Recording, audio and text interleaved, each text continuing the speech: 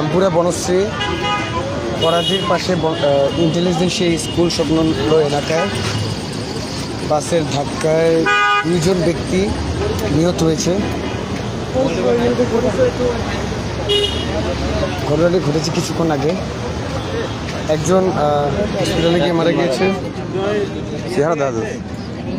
এবং একজন রাস্তায় স্পট ডেড।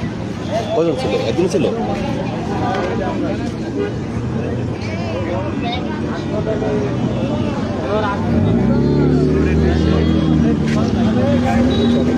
এটা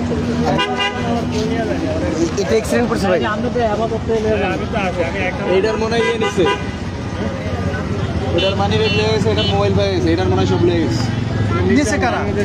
শালার মানুষ পাবলিকে ভাই মানি ব্যাগ অ্যাক্সিডেন্ট করছে কি এই ব্যাগটা? কি মারা গেছে নাকি না? স্পট ডেড কি ফাইটে ফুটে গেছে নাকি না? একদম আর ওই মাথার স্যাপ রয়ে গেছে, হেলমেট হেলমেট আছিল কোনো জানে মারছে কিতে?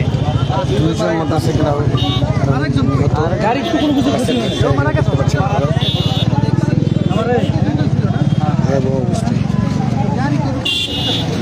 গাড়ি কিছু আনে পানি চাই গাড়ি কিছু আনে